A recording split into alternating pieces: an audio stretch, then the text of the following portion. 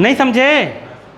सी वाले में यही कह रहा है कि ड्रिफ्ट वेलोसिटी जो होती है वो क्या है, बहुत कम होती है। ड्रिफ्ट वेलोसिटी अगर पीछे वाले एग्जाम्पल में देखें हम लोग तो कितना निकाला था कल, 1.1 मिलीमीटर पर सेकेंड, मतलब कितना हो गया था 10⁻³ मीटर पर सेकेंड, मतलब कितना जा रहा होगा, मैंने बताया था बड़ी स्केल का कितना जा रहा होगा, मतलब छोटी स्केल से छोटा था 1 सेकेंड में। और कह रहा है कि जो चार्ज है यहाँ पर इलेक्ट्रॉन पे चार्ज, इलेक्ट्रॉन पर जो चार्ज है, इलेक्ट्रॉन पे चार्ज वो भी बहुत कम है, बहुत कम ही होता है, 1.6 इंटू 10⁻⁹ कूलम, ये चार्ज भी बहुत कम है। तो वो कह रहा है फिर बताओ अगर ये दोनों इतने कम हैं तो इलेक्ट्रॉन की वैल्यू क्यों इतना ज़्यादा, मतलब करंट की वैल्यू इतना ज़्यादा क्यों आ रही है? क्योंकि करंट इक्वल टू क्या होता है, देखो करंट इक्वल टू होता है NEAVD होता है कि नहीं होता है? ये कम है माना, ये भी कम है माना, लेकिन N बहुत ज़्यादा है। N क्या है? बहुत ही ज़्यादा है बालक। N हम लोगों ने निकाला था कल के एग्जाम्पल में, जब वो 3.1 में तो N आया था ऑर्डर कितना, 10⁻28 आया था कि नहीं? तुम लोग नहीं समझे, पेज पलटो और 3.1 देखो, जहाँ पर N की वैल्यू निकाली है, देखो N की वैल्यू निकाली है ना, N इक्वल टू 8.5 इंटू 10⁸8, नहीं हाँ 28, 10⁻28, मतलब ये इलेक्ट्रॉन डेंसिटी बहुत ज़्यादा होती है। ये वैल्यू कम है, ये वैल्यू कम है, मान लिया। नहीं समझे? बात को समझो, समझो बात को। देखो अगर E की वैल्यू कितना है 1.6, N की वैल्यू कितनी है, कितना दिया था पीछे 8.5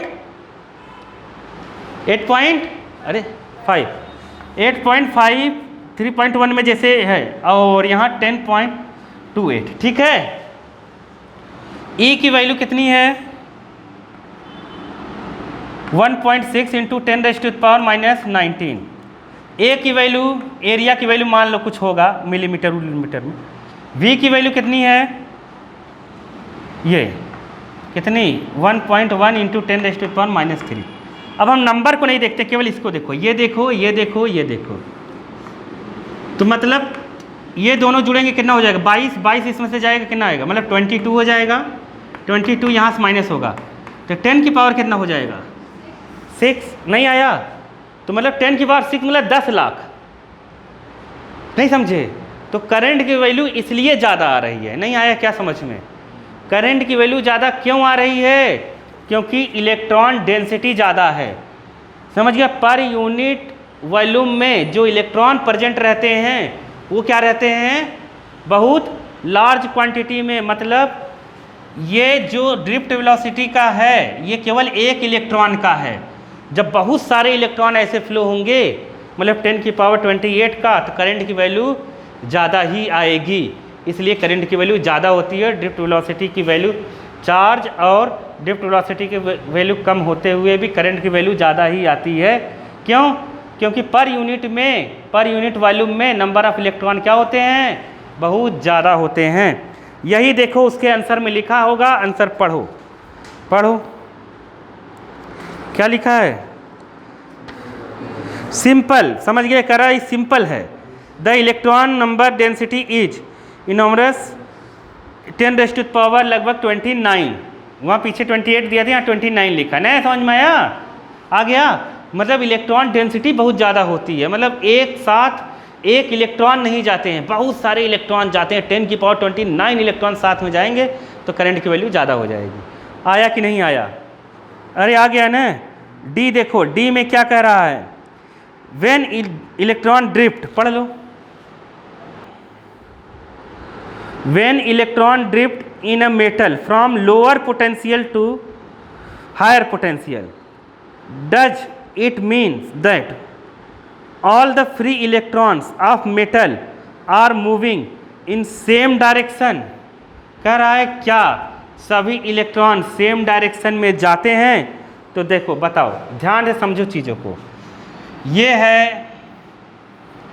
अपने पास सवाल, तो यहाँ पर ये इधर लगा दिया बैटरी, बैटरी जब हमने लगाया तो क्या पाया, यहाँ माइनस यहाँ प्लस, तो अपने को मिला क्या, मिला ये माइनस इधर बन गया और प्लस इधर, ये हायर पोटेंशियल हो गया। कितनी बार मैंने बताया है, प्लस जहाँ लिखा है हायर पोटेंशियल, नहीं आया।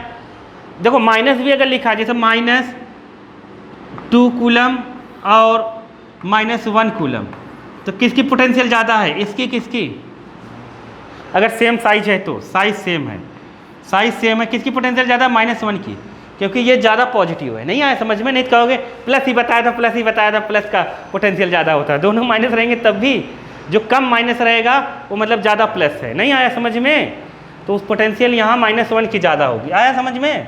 देखो इधर उसने क्वेश्चन में ये कह रहा है, ध्यान से सुनो, उसमें कह रहा है कि इलेक्ट्रॉन जब हम ये लगाया पोटेंशियल, तो इलेक्ट्रॉन ड्रिफ्ट होकर जो रेंडमली इधर उधर जा रहे थे वो ड्रिफ्ट होकर किधर जा रहे हैं, किधर जाएंगे, लोअर पोटेंशियल से हायर पोटेंशियल की तरफ। बात सही है, अरे नहीं समझे, इलेक्ट्रिक फील्ड के अपोजिट डायरेक्शन में इलेक्ट्रॉन जाता है।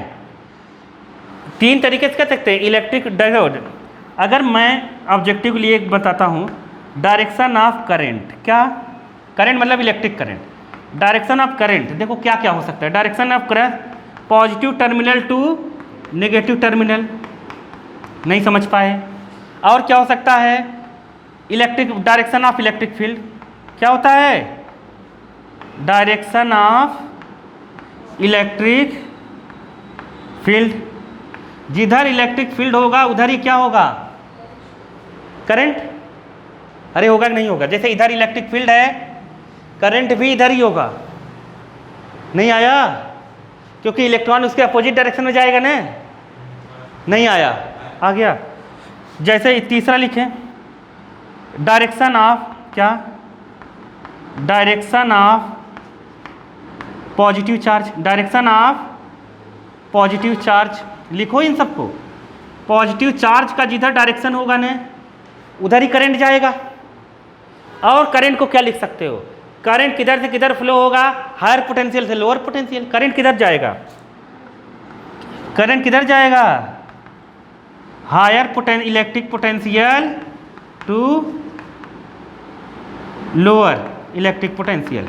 अरे आया कि नहीं आया, नहीं आया, आ गया कि नहीं आया,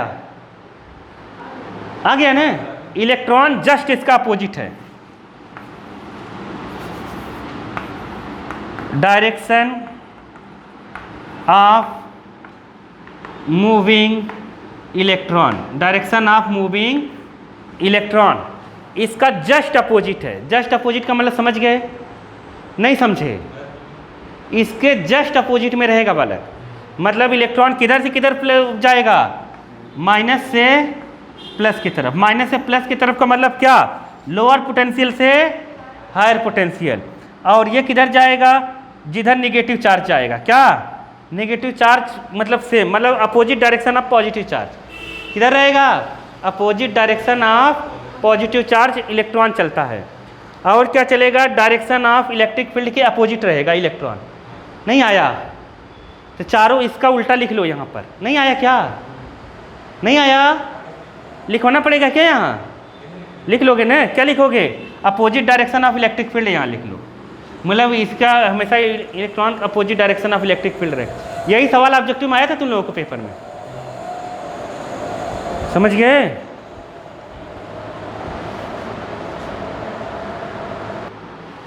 जैसे यहाँ अगर तुमसे कोई डायरेक्शन ड्रिफ्ट वेलोसिटी पूछे, क्या पूछे, ड्रिफ्ट वेलोसिटी सेम डायरेक्शन होती है जिधर डायरेक्शन इलेक्ट्रॉन का होता है। तो ये ड्रिफ्ट वेलोसिटी की भी डायरेक्शन है, क्या है, direction of drift velocity V D. Drift velocity की भी डायरेक्शन सेम है, याद रखना। ड्रिफ्ट वेलोसिटी की भी डायरेक्शन क्या है, सेम है। नहीं आया, जो इलेक्ट्रॉन की डायरेक्शन होती है वही क्या होती है, ड्रिफ्ट वेलोसिटी की डायरेक्शन। समझ गए, किधर, नेगेटिव से पॉजिटिव की तरफ। आया समझ में कि नहीं आया, हम ऐसा मानते हैं।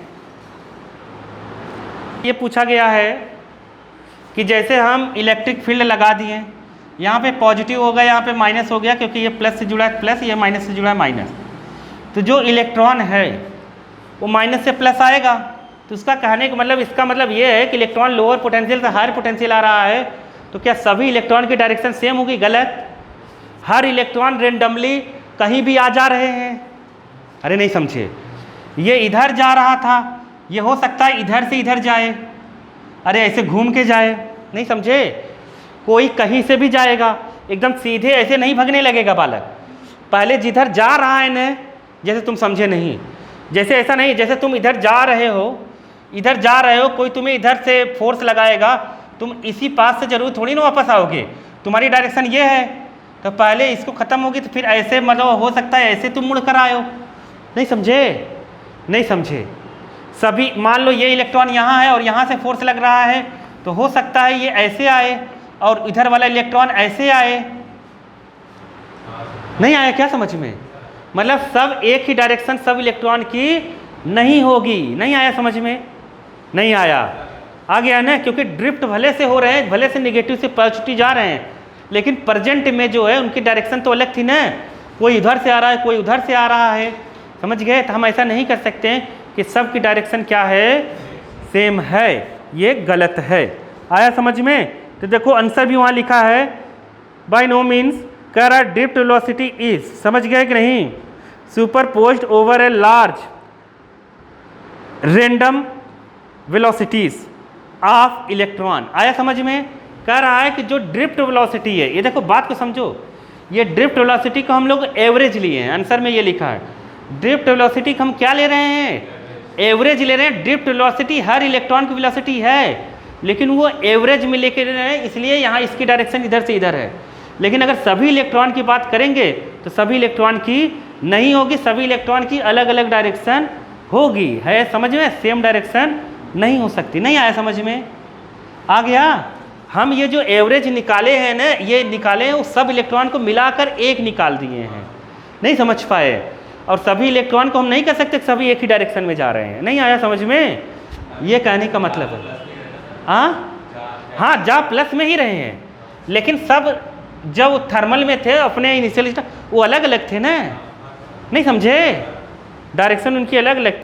समझ में आ गया ना? क्वेश्चन को फिर से पढ़ो, नहीं आए तो क्वेश्चन पढ़ा करो तुम लोग। इस सवाल में क्वेश्चन में क्या कहा है? उसने कहा है कि जैसे हम जानते हैं कि कोई भी कंडक्टर है, मैं ऐसा बार बार इसलिए बनाता हूँ क्योंकि वायर ऐसा रहता है, कंडक्टर चाहे जिस शेप का हो सकता है, कंडक्टर की शेप साइज पे मत जाना। समझ गए कि नहीं? कैसा भी हो सकता है, ये मत सोचना कैसे ही बनता है, हमेशा गलत है वो। अब देखो कोई भी इलेक्ट्रॉन जो है, अगर ये इलेक्ट्रॉन है, ये इलेक्ट्रॉन है, ये आपस में इधर उधर जाना चाहते हैं, तो पहली बात तो दो इलेक्ट्रॉन कभी जीवन में आपस में टकरा नहीं सकते, याद रखना। दो इलेक्ट्रॉन कभी भी आपस में टकराने से पहले ही अपना रास्ता बदल देंगे। नहीं समझता? समझ में? जैसे दो चुंबक है, दोनों अगर पॉजिटिव हैं, क्या हैं, मतलब नॉर्थ पोल हैं, तो पास लाओगे वो आना ही नहीं चाहेंगे, तुम जबरदस्ती लाओगे, छोड़ोगे, भाग जाएंगे। तो मतलब अगर दोनों फ्री हैं, ऐसे एक चुंबक फ्री है, एक चुंबक फ्री है, धागे से बांध दो, दोनों एक धागा इधर बांध दो, एक धागा इधर बांध दो, तुम इस चुंबक को इधर ले जाओगे नॉर्थ पोल, इसके नॉर्थ पोल के बाद ये अपने आप ऐसे पीछे हटेगा। नहीं बोले? क्या बोले? नहीं समझे? मिल ही नहीं पाएंगे कभी, वो तुम्हें जबरदस्ती मिलाते हैं, फोर्स लगा, लेकिन छोड़ते हैं फिर भाग जाता है। ऐसे दो इलेक्ट्रॉन कभी आपस में टकरा ही नहीं सकते जीवन में। वो तो तुम्हें समझाने के लिए लिखा है कि दोनों कोलिजन कर रहे हैं। नहीं आया? कोलिजन करने के लिए नहीं, जहाँ तक जा सकते हैं वहाँ तक गए और उससे दूर चला गया। आया कि नहीं आया समझ में? तो ये इलेक्ट्रॉन, क्योंकि सब पे नेगेटिव चार्ज है इलेक्ट्रॉन है, कह रहा है दो सक्सीसिव इलेक्ट्रॉन के बीच पाथ कैसा होगा, रास्ता कैसा होगा कोलिजन के बीच। मतलब नहीं समझे? एक इलेक्ट्रॉन दूसरे इलेक्ट्रॉन से अगर टकरा रहा है, कोलाइड कर रहा है, कोलिजन हो रहा है, तो उनके बीच रास्ता कैसा होगा? जब इलेक्ट्रिक फील्ड लगाएंगे और जब इलेक्ट्रिक फील्ड नहीं लगाएंगे। अगर इलेक्ट्रिक फील्ड नहीं लगाएंगे तो मतलब ये रेंडमली किसी के इन्फ्लुएंस में काम कर नहीं रहा है, रेंडमली ये मोशन कर रहा है, तो इसका पाथ कैसा होगा? स्ट्रेट। कैसा होगा? इसके पाथ ऐसे स्ट्रेट में जाएगा, घूम के क्यों जाएगा? घूम के जाएगा ही नहीं। नहीं समझ पाए क्या? नहीं समझे? कोई चीज़ अगर रेंडमली, जैसे गैस के पार्टिकल्स भी अगर रेंडमली मोशन कर रहे हैं, गैस के पार्टिकल्स किसी गैस के भी हों, ऑक्सीजन के हो चाहे जिसके हो, तो ये हमेशा ऐसे सीधे ही जाएंगे ना, ये क्यों ऐसे घूम के जाएंगे? आसपास से क्या मतलब है? तुम लोग समझ नहीं पाए क्या? तुम समझ नहीं पा रहे हो। ये इसको इधर इधर मारेगा धक्का तो ऐसे जाएगा, फिर इससे टकराएगा, ये इधर से ऐसे टकरा के फिर इधर जाएगा तो ये मारेगा ऐसे जाएगा, जिग जैग पाथ में जाएगा। जो पाथ कैसा रहेगा? Zig zag. लेकिन सवाल क्या है? सवाल ये है दो सक्सेसिव कोलिजन, नहीं समझे? मतलब एक कोलिजन के बीच में क्या पाथ होता है, नहीं समझे? पूरा पाथ थोड़ी पूछा है। इस इलेक्ट्रॉन का पाथ ऐसे होगा, ऐसे ऐसे ऐसे ऐसे ऐसे ऐसे। अरे नहीं समझे? एक इलेक्ट्रॉन जैसे है, इधर से टकराया यहाँ गया, इधर से टकराया तो कहाँ भागेगा? इधर भाग गया। इधर से टकराया तो किधर भाग जाएगा?